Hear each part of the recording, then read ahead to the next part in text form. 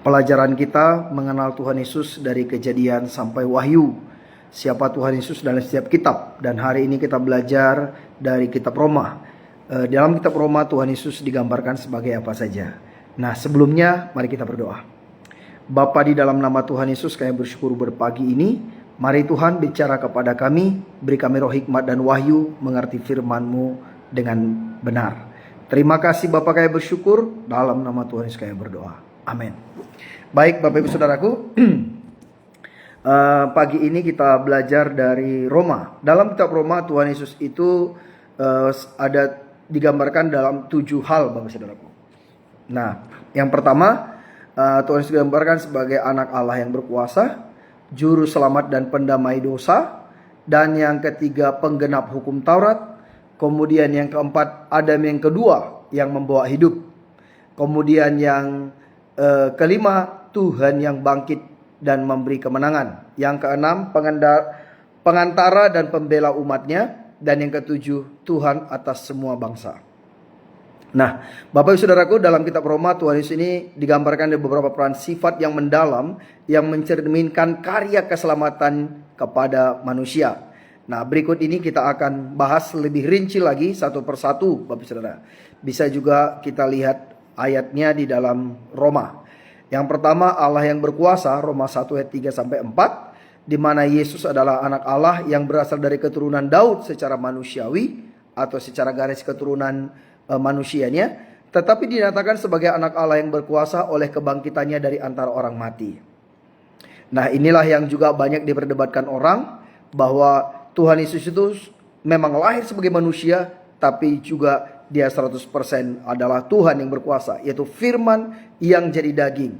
Karena dia lahir bukan karena keinginan seorang laki-laki, tapi seorang perawan Maria mengandung oleh Roh Kudus. Dan kemudian itu dibuktikan bagaimana Tuhan Yesus hidup dengan kudus, tak bercacat celah, satu-satunya manusia yang sanggup melakukan hukum Taurat, karena dia bukan 100% manusia. Nah, dan itu dibuktikan dengan bagaimana sebelum datang sudah dinubuatkan, ketika ada di dunia bernubuat, bermukjizat, dan kemudian kalau di perjanjian lama ada kurban, yaitu ada sapi, domba, burung merpati. Korban-korban hewan itu tidak menghapus dosa. Namun korban yang sebenarnya adalah Yesus Kristus. Karena manusia yang telah berdosa, maka harus ada manusia yang tidak berdosa untuk membayar orang yang berdosa. Dan tidak ada manusia yang tidak berdosa, hanya Tuhan Yesus yang tidak berdosa, sehingga dia menjadi korban yang kudus dan yang berkenan.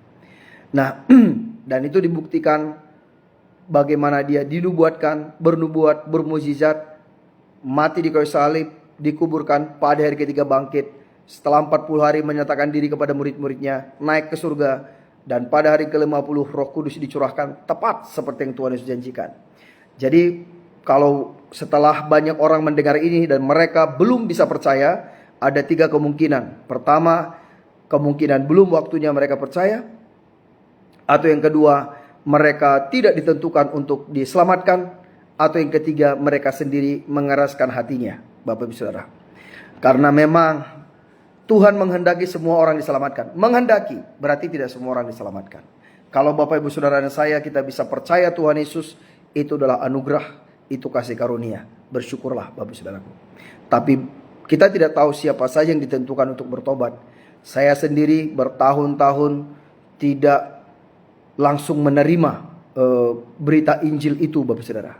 Saya dari dulu merasa Tuhan itu jauh di surga sana, repot ngurusin miliaran jiwa yang lain di dunia. Tuhan Yesus gak punya waktu buat saya. Itulah anggapan saya dulu. Sampai akhirnya Tuhan sendiri menjamah hati saya.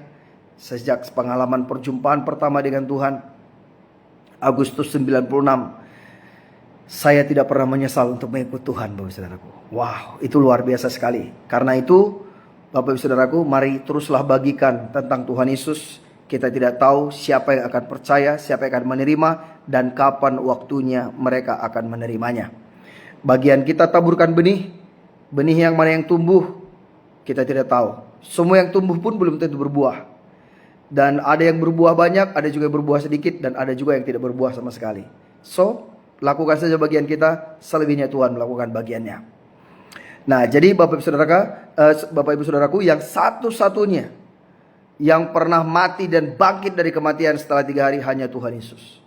Sejak langit dan bumi diciptakan. Nah, kemudian tentang anaknya yang menurut daging diperanakan dari keturunan Daud. Dan menurut roh kekudusan dinyatakan oleh kebangkitannya dari antara orang mati, bahwa ia adalah anak Allah yang berkuasa, Yesus Kristus Tuhan kita. Roma 1 ayat 3-4. Dalam Matius 1:1 dikatakan bahwa Yesus adalah anak Daud, anak Abraham. Secara garis keturunan atau pohon keluarga, Bapak Saudaraku. Nah, selanjutnya yang kedua, juru selamat yang menebus dosa manusia. Roma 3 ayat 23-25. Yesus adalah korban pendamaian, propitiasi melalui darahnya yang membenarkan manusia oleh iman. Jadi Bapak Ibu Saudaraku, oleh karena ketidaktaatan satu orang, yaitu ketidaktaatan Adam dengan memakan buah yang Tuhan berkata jangan dimakan, seluruh dunia berdosa. Dan oleh karena kebenaran Tuhan Yesus, barang siapa percaya kepadanya, maka diselamatkan, mendapat kasih karunia. Jadi Bapak Saudaraku, kasih karunia itu artinya sesuatu yang kita terima yang sebenarnya kita tidak layak menerimanya. Contohnya, hanya karena kita menyapu rumah, rumahnya diberikan buat kita. Iya, itu kasih karunia. Seperti itu ya. Nah, kemudian Yesus Kristus telah ditentukan Allah menjadi jalan pendamaian karena iman dalam darahnya. Darah korban di perjanjian lama yang Tuhan perintahkan juga dilakukan melalui Musa. Sebenarnya jauh sebelum Musa ada pun udah dilakukan korban pendamaian itu Bapak Saudaraku. Yaitu Tuhan sendiri pertama melakukannya, menyembelih domba setelah Adam dan Hawa berdosa. Tuhan sembelih domba, ada darah yang tertumpah. Kemudian kulit domba dipakai kepada Adam dan Hawa. Kemudian setelah Nuh keluar dari bahtera, Nuh juga mempersembahkan korban kepada Tuhan. Dan sejak saat itulah Tuhan berjanji, bersumpah terhadap dirinya bahwa dia tidak akan membinasakan bumi lagi dengan air bah. Nah, setelah dia mencium bau korban dari Nuh, Bapak Saudaraku. Tapi korban yang sejati yang menghapuskan dosa adalah darah Yesus. Dan yang ketiga Bapak Saudara, penggenap hukum Taurat. Ya, Roma 10 ayat 4. Yesus adalah kesudahan hukum Taurat atau kegenapan hukum Taurat. Artinya ia menggenapi tuntutan Taurat dan membawa kebenaran melalui iman. Tidak ada seorang manusia pun yang berhasil melakukan hukum Taurat kecuali Tuhan Yesus. Hukum Taurat hanya ada 10. Tapi siapa yang gak pernah melanggarnya? Kalau kita melanggar satu saja, kita sudah melanggar semua. Di mana firman Tuhan berkata, jangan menyembah kepada wujud patung apapun di langit, di bumi, di laut, di bawah bumi. Jangan menyebut nama Tuhan Allahmu dengan sembarangan. Jangan ingat dan kuduskanlah hari Sabat. Ya, jangan membunuh, jangan berzina, hormati ayah ibumu, jangan mengingini, jangan bersaksi dusta. Nah, Bapak Ibu Saudaraku, yang mana kita nggak pernah lakukan itu? Hampir semua kita lakukan. Yang namanya mengingini. Kalau perjanjian lama berkata, hukum Taurat berkata barang siapa berzina, dia layak dihukum. Dan kemudian Tuhan Yesus berkata, kalau engkau memandang perempuan, engkau menginginkan, engkau sudah berzina dengan dia. Di perjanjian lama berkata, darah ganti darah, gigi ganti gigi, mata ganti mata. Siapa yang membunuh orang lain maka dia dibunuh. Tapi Tuhan Yesus berkata, barang siapa benci kepada saudaranya, dia sudah jadi pembunuh. Dia sudah membunuh orang itu dalam hatinya. Tuntutannya jauh lebih tinggi, Bapak Saudaraku. Itu sebabnya Tuhan Yesus berkata dalam Matius 7 ayat 12, segala sesuatu yang kau kehendaki orang lain perbuat kepadamu, perbuatlah juga demikian kepada mereka. Itulah isi dari semua hukum Taurat dan kitab para nabi. Bapak Ibu Saudaraku, kalau kita menerapkan hukum ini, maka seharusnya nggak ada kejahatan, tidak ada kecurangan, tidak ada penipuan. Karena apa?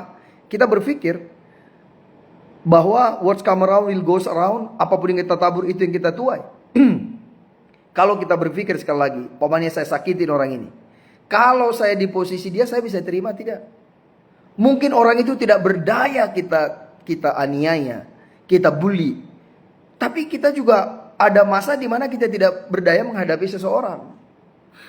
Seperti itu Bapak Saudara. Dan itu pasti terjadi. Dan pasti terjadi. Mungkin di masa kita tidak. Mungkin karena punya jabatan tertentu atau kekayaan tertentu, kehormatan tertentu. Anak-anaknya, keturunannya. Nah, Bapak Ibu Saudaraku, itu ya. Karena itu kita melihat hukum kasih itu lebih tinggi daripada hukum Taurat. Gitu ya. Nah, Yesus adalah kesudahan dari hukum Taurat atau penggenap dari hukum Taurat. Nah, sebab Kristus adalah kegenapan hukum Taurat sehingga kebenaran diperoleh tiap-tiap orang percaya. Roma 10 ayat 4. Dan yang keempat Bapak Saudara, Adam kedua yang membawa hidup. Adam pertama, dia diberikan hidup kekal, diciptakan paling sempurna, diciptakan seperti Tuhan, tapi karena dosa kehilangan kemuliaan Tuhan dan terpisah dari Tuhan.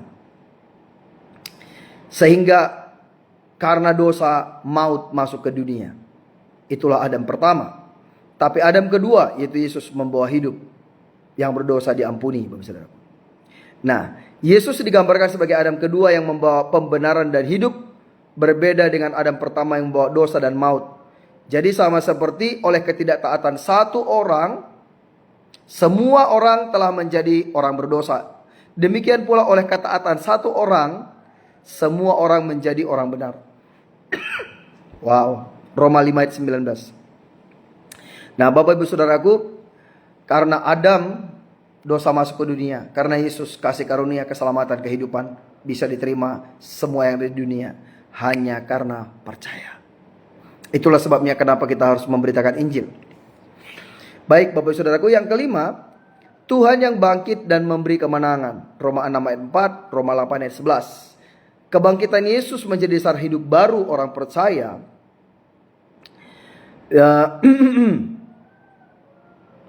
Jadi Bapak Ibu Saudaraku, kebangkitan Yesus menjadi dasar hidup baru orang percaya dan jaminan kebangkitan mereka. Nah, itulah jaminan bahwa kita juga suatu hari akan dibangkitkan untuk menikmati hidup kekal.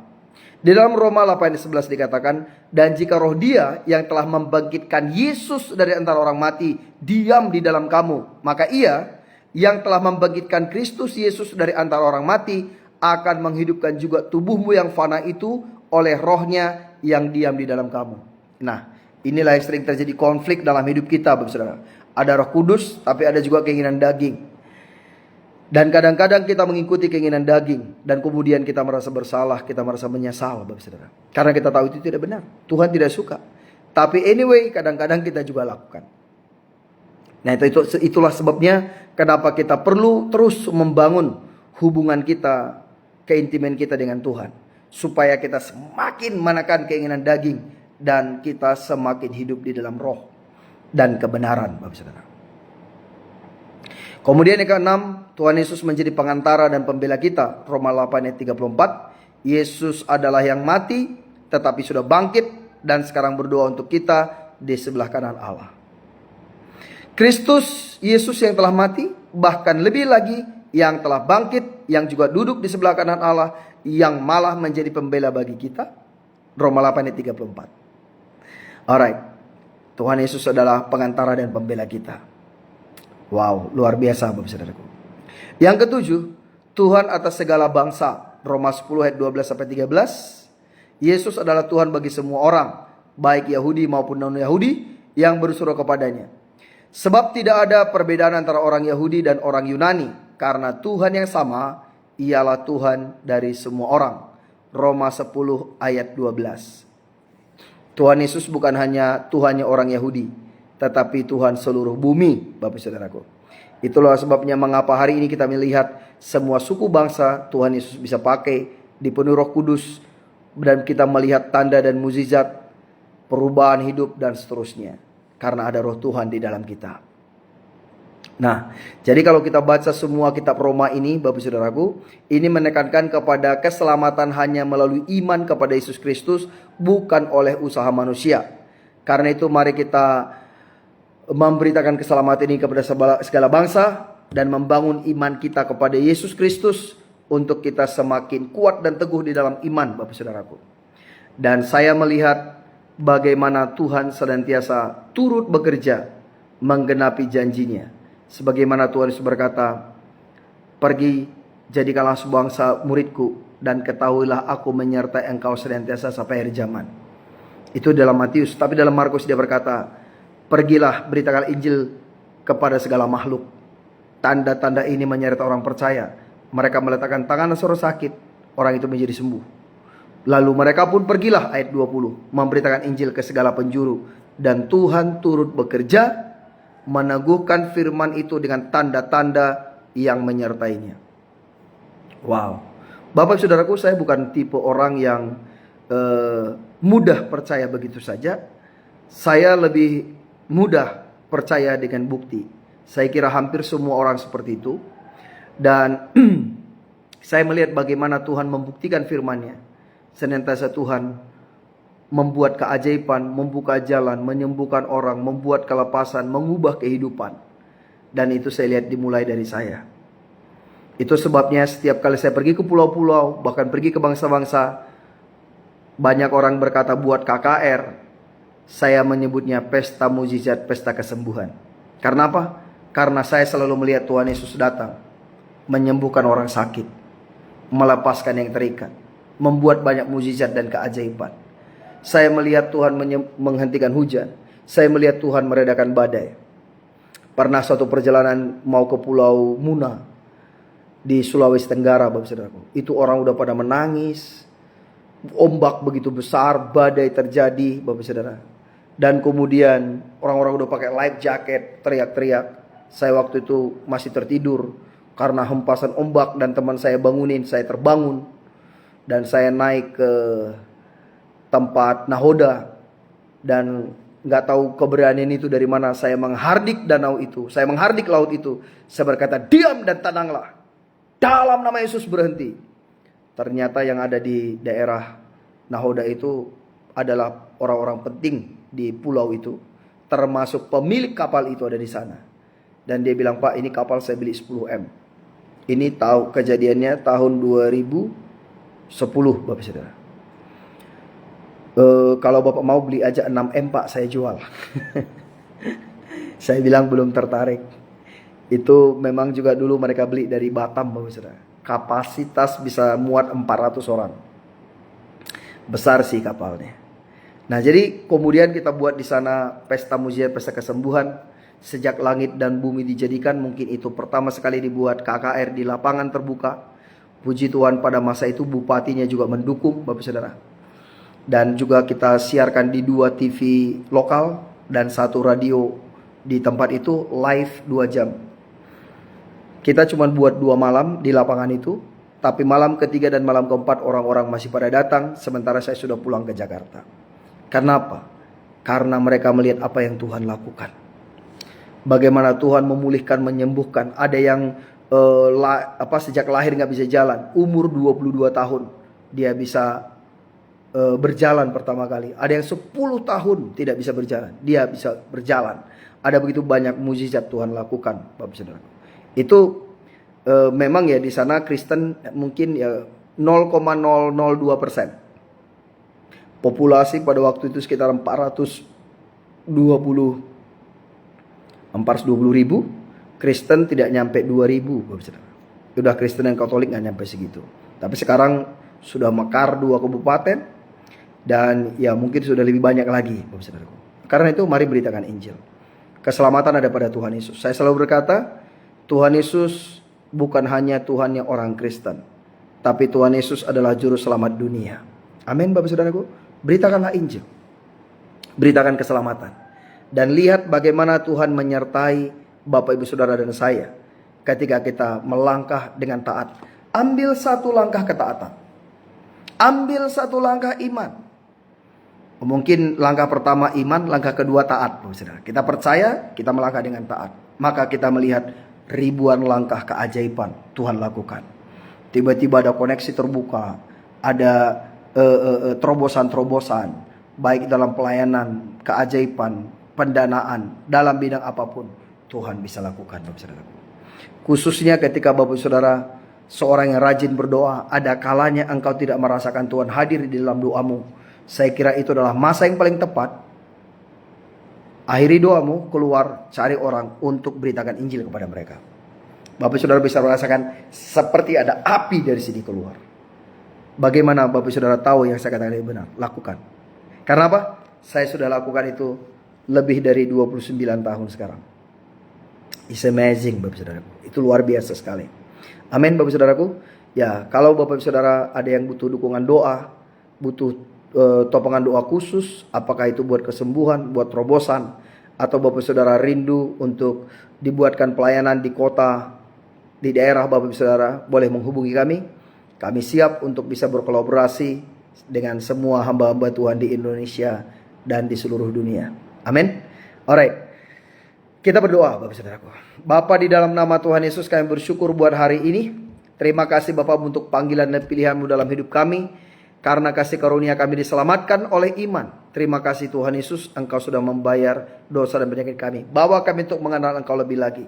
Terima kasih buat firman-Mu, menguatkan, meneguhkan, membangkitkan roh-Mu di dalam kami. Terima kasih Bapak. Saat ini mari berkati semua umat-Mu. Mari berkati Tuhan semua yang sakit sembuh, yang terikat lepas, yang lemah dikuatkan, yang berat diberi kelegaan. Dalam nama Tuhan Yesus, semua yang mau melayani Tuhan, turunkan pengurapan baru hari ini. Diberkati setiap umat-Mu Tuhan. Terima kasih Bapak, kami bersyukur. Mari Roh Kudus penuhi kami, pimpin kami, penuhi kami, pimpin kami, penuhi kami, pimpin kami. Jadi pada kami tepat seperti yang Kau mau. Terima kasih Bapak, kami bersyukur. Terpujilah nama-Mu. Di dalam nama Tuhan Yesus kami bersyukur dan kami berdoa. Haleluya. Amin, amin, amin, amin. Amin Bapak Ibu Saudaraku. Selamat hari Minggu, selamat melayani. Tuhan Yesus memberkati. Shalom.